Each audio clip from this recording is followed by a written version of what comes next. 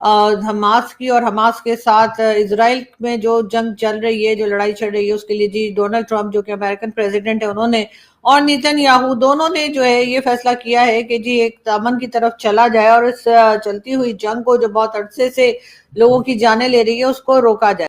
और ये कन्वर्सेशन कहाँ से हुई? ये कन्वर्सेशन हुई जब वो वाइट हाउस के दौरे पे थे, प्रेसिडेंट ट्रंप से मिले और प्रेसिडेंट ट्रंप ने कहा ठीक है। वो है गजा। गजा का एक पीस प्लान अनाउंस किया प्रेसिडेंट ट्रंप और पीएम नेतन्याहू ने, और उसके अंदर 20 पॉइंट्स हैं।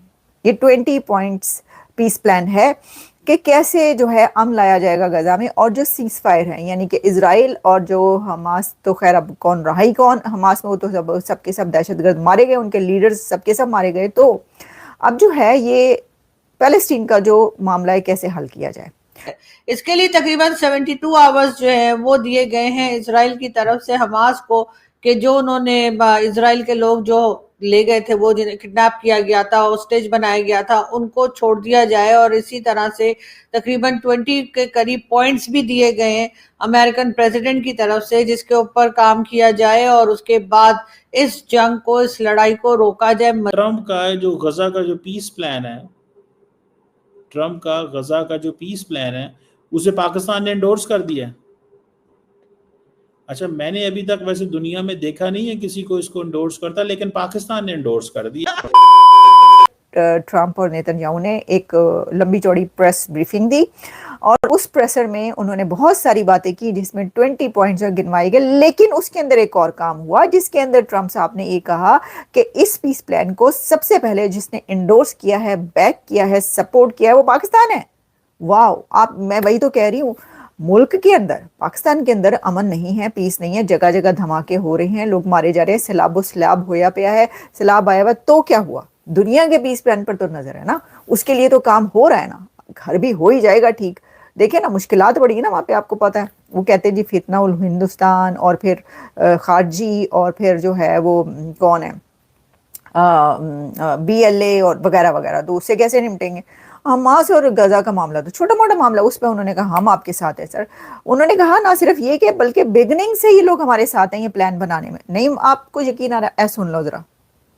The Prime Minister and the Field Marshal of Pakistan, they were with us right from the beginning. Incredible. In fact, they just put out a statement that they fully believe in this pact. It just came out just as I was walking around. They said, sir, you have a big notice from the Prime Minister of Pakistan and from the Field Marshal that they back this 100%.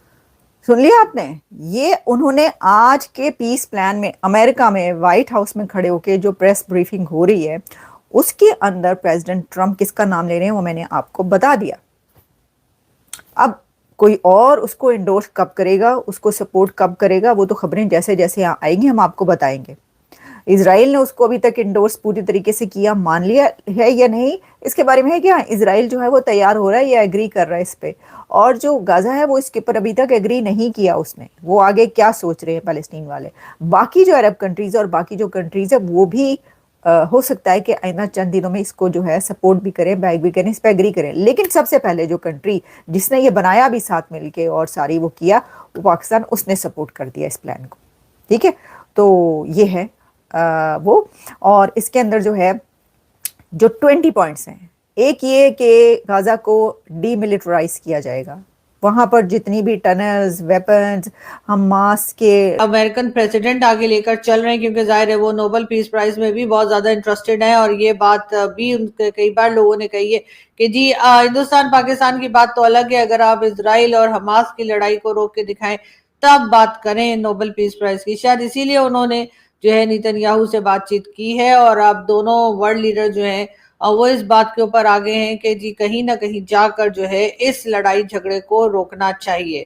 इसके अलावा जी gulf की countries जो हैं उन्होंने भी बहुत welcome किया है दोनों लीडर्स की इस बात को, और उम्मीद यही की जा रही है कि तकरीबन 72 आवर्स में जिन लोगों को इजराइल से किडनैप करके और हॉस्टेज बनाया गया था हमास की तरफ से, उन लोगों को वापस लौटा दिया जाएगा। और इस तरह से अभी ये बात नहीं की गई है कि कोई टू नेशन थ्योरी की तरह की कोई टू स्टेट थ्योरी लेकर कोई नहीं आया, लेकिन ये जरूर है कि इसके ऊपर बात की जा रही है और इस जंग को फौरी तौर पर सीज फायर की तरफ जाने की भी बात की जा रही है। बहरहाल गजा में जो नुकसान हुआ है, जिस तरह से हम लोग यहाँ बैठकर जो फुटेजेस देखते हैं, जो सोशल मीडिया पर देखते हैं, जो हालत हुई है, मेरे ख्याल है बरसों लग जाएंगे उसको दोबारा बनाने में। बहुत टाइम लगेगा कि दोबारा से गजा को इस काबिल बनाया जा सके कि जिसमें कि इंसान जो है आराम से वहां के लोग वहां पर रह सकें। ये तो सभी ने देखा है कि जो अफगानिस्तान में अमेरिका आया था और जिस तरीके से वहां पर अटैक्स हुए थे,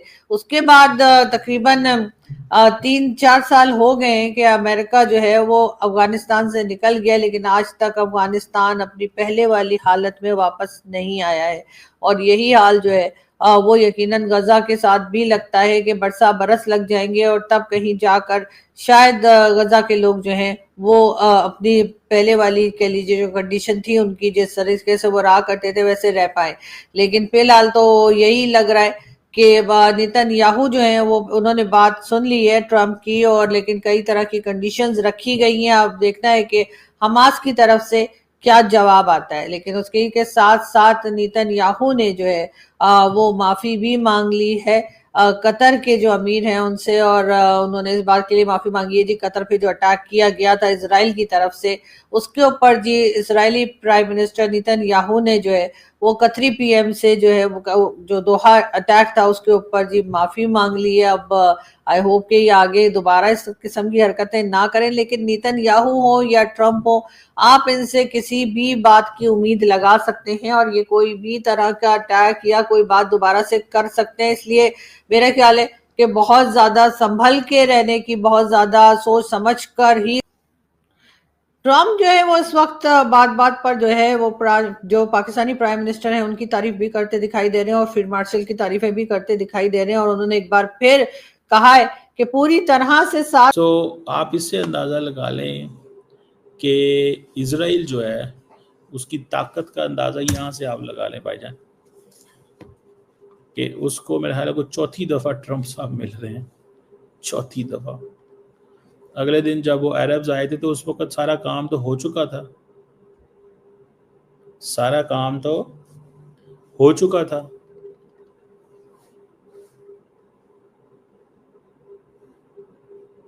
सारा काम हो चुका था उस वक्त।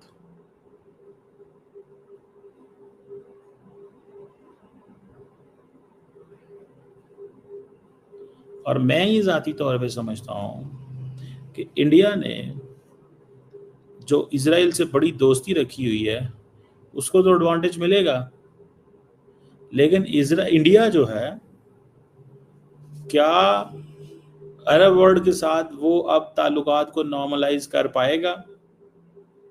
क्योंकि इंडिया की जो नॉर्मलाइजेशन है अरब वर्ल्ड के साथ दैट इज देयर, लेकिन ये जो पिछले दिनों ये जो हुआ इसमें झोल आया है। Arabs started looking India from a different lens, इस चीज को भी ध्यान में रखिए। They started looking India from a different lens से देखना शुरू कर दिया उन्होंने। समझ रहे हैं बात को?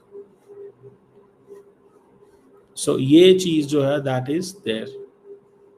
बहरहाल what I understand and what I have understood that the Israeli peace plan and the Arab world का जो peace plan है, 21 पॉइंट का जो peace plan है,